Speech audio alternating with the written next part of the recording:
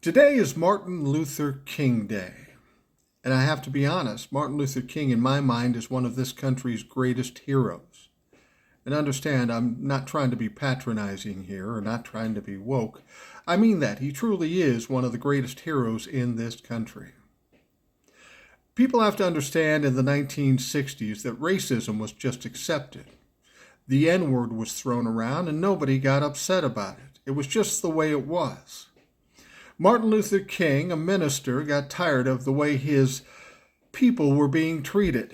I mean, let's be honest, in those times, they were at best treated like second-class citizens, at worst like chattel. They were abused, they were attacked, they were murdered. And Martin Luther King said, we got to do something about it. And he did. And the amazing thing is, he went into the fight being completely nonviolent. Now, I don't know if you understand how crazy that is. Martin Luther King wanted to fight an insurmountable battle. They were second-class citizens. They had no power at all. They were a minority, but still, he said enough is enough, and we're going to fight this thing out.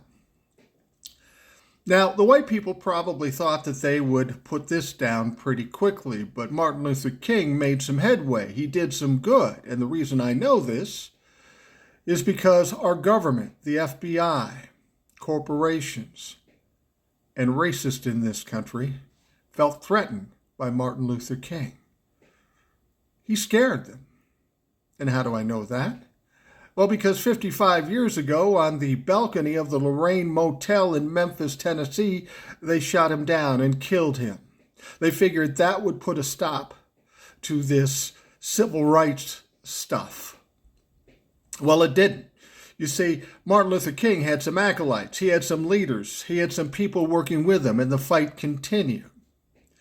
Now, say 2015 or so, I think if you talk to white people, they'd say, I think we've got a handle on racism. I don't think racism is out there anymore. And you would be wrong. The same amount of racists that were out in the 60s were in the 2000s, 2015 even.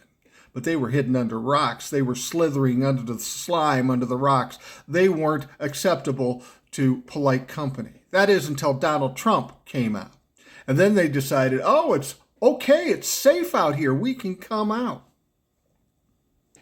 We need to put this down. This is an insult to this country. This is an insult to Dr. Martin Luther King.